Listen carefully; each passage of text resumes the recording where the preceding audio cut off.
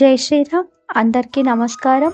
భగవద్గీత 6వ అధ్యాయము ధ్యాన యోగము 2వ అనువాదము. అర్జున, సన్యాసమని దేనిని అంటున్నారో అదే యోగమని తెలుసుకో. సంకల్పాన్ని సన్యాసించని వాడెవడు యోగి కాలేడు. శృతి స్మృతి తెలిసిన వారు సర్వకర్మలను వాటి ఫలాన్ని త్యాగం చేయడం నిజమైన సన్యాస లక్షణం అంటారు. కర్మానుష్ఠాన లక్షణమైన యోగం కూడా నిజమైన సన్యాసమని తెలుసుకో. ప్రవృత్తి లక్షణమైన కర్మయోగాన్ని, దానికి విపరీతమైన నివృత్తి లక్షణమైన నిజమైన సన్యాసాన్ని సమానంగా ఎట్లా అంగీకరించడం అనే ప్రశ్నకు సమాధానం. నిజమైన సన్యాసికి కర్మయోగానికి కర్త విషయంలో సదృశ్యం ఉంది.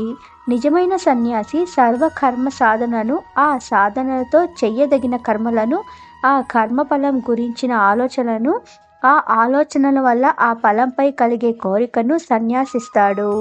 కర్మ యందు ప్రవృత్తి కలిగించేది కోరిక. ఆ కోరిక ఎప్పుడు వదిలిందో కర్మల యందు ప్రవృత్తి అప్పుడే వదులుతుంది.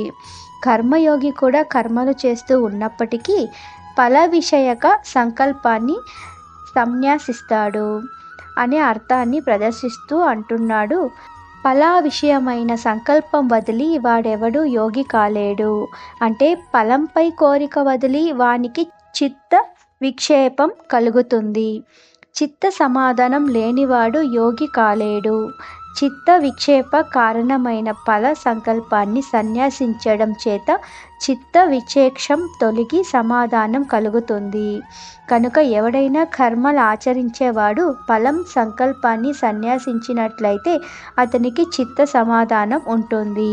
కనుక అతడు యోగి అని అభిప్రాయం. ఈ విధంగా నిజమైన సన్యాసాన్ని కర్మయోగానికి కర్త విషయంలో సన్యాసం సమానం. దీన్ని ఉద్దేశించే యం సన్యాసమితి ప్రహురోయగం తం విద్ధి అని కర్మయోగాన్ని స్తుతించడం కొరకు దీన్ని సన్యాసం అంటున్నాడు. జై శ్రీరామ్.